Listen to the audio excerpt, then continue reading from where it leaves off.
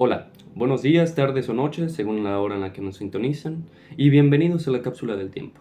El día de hoy viajaremos a 1835, año en el cual se funda el primer virreinato en la Nueva España, durante la época de colonización. Después de la caída de los aztecas, México pasaría por una etapa de anarquía debido a la gobernación muy floja de Hernán Cortés, un personaje principal durante la conquista de México, el cual se le amerita el haber derrocado a los pobladores mexicanos. Este derrocamiento iniciaría con la batalla de Centla, desarrollada el 14 de marzo de 1519, donde mayachontales se enfrentarían con españoles comandados por Hernán Cortés, donde los pobladores indígenas serían derrotados y esta sería la primera gran batalla de los españoles en tierras de la Nueva España. Se considera que esta etapa inicia estrictamente en el año 1521, cuando cayó a mano de los españoles la antigua ciudad de México Tenochtitlan. La caída de Tenochtitlan inicia con el descenso de Cuauhtémoc, durando alrededor de 3 años, y finalizando el 13 de agosto de 1521 con la captura de Cuauhtémoc, lo cual significó la caída definitiva de Tenochtitlan a manos de los españoles. Así pues, el periodo colonial abarca 300 años y está usualmente dividido en 3 etapas. La primera y más antigua es del siglo XVI y son todos los acontecimientos ocurridos en Nueva España desde 1521 hasta 1600. El segundo, que es del siglo XVII, son todos los acontecimientos que suceden entre 1601 y 1700. Y, finalmente, el tercero y último son todos los acontecimientos sucedidos entre 1701 y 1800. Cabe recalcar que durante el periodo de conquista hubo gran apropiación de bienes materiales, minerales y reliquias pertenecientes a las culturas mexicanas. Con esto, también empieza la evangelización de la población indígena. Ante la llegada del territorio mexicano hacia 1517, el Huey Tlaconi o gobernante era el Moctezuma Xocotlotzin.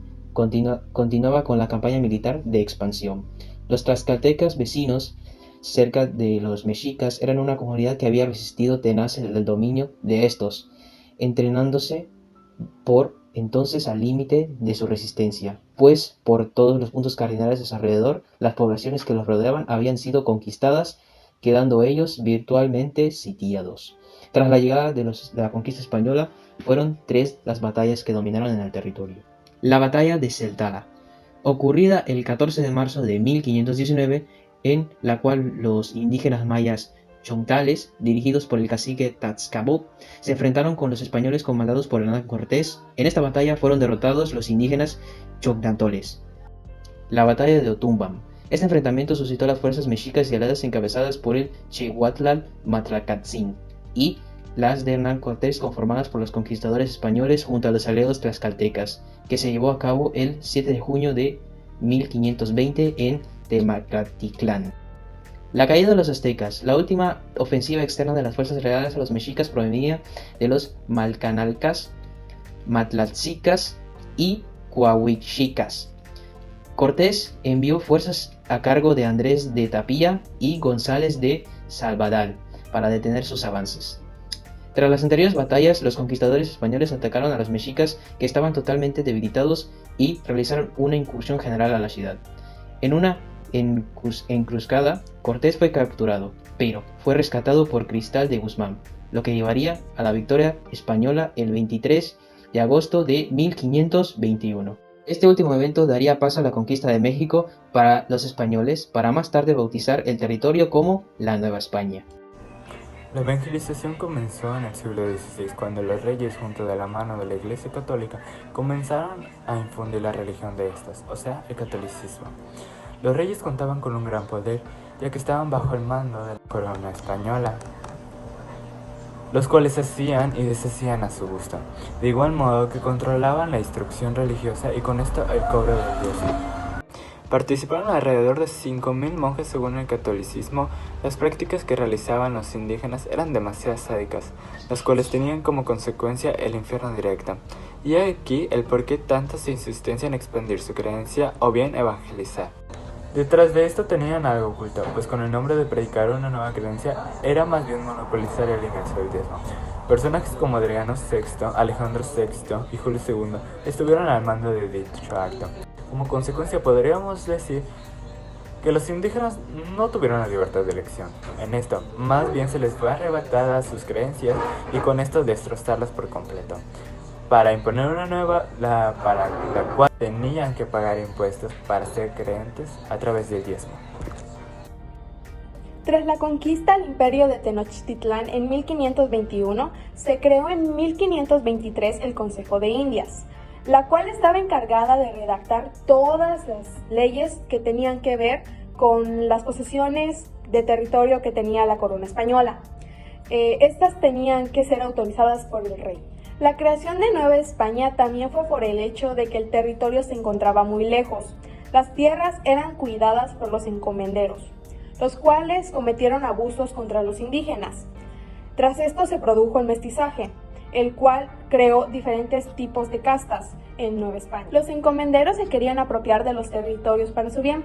Por eso se creó el Consejo de las Indias, ya que solo mediante un sistema firmemente controlado desde la metrópoli se evitaría que Nueva España terminara volviéndose en un territorio señoreado por los caudillos de la conquista y sustrayendo el dominio del rey. El virreinato, un sistema de control gubernamental en el que un virrey enviado desde España gobernaba en nombre del monarca. El primer virrey que estuvo en la Nueva España fue Antonio de Mendoza. Las consecuencias fueron que al extenderse hasta el siglo XIX, muchas de las culturas nativas que existían en América fueron extintas, y sus ideologías también, ya que algunas rompían con los códigos morales católicos. Se dio una explotación de todas las materias primas que existían en la zona, y los indígenas que habían sobrevivido a la conquista fueron tratados de forma cruel.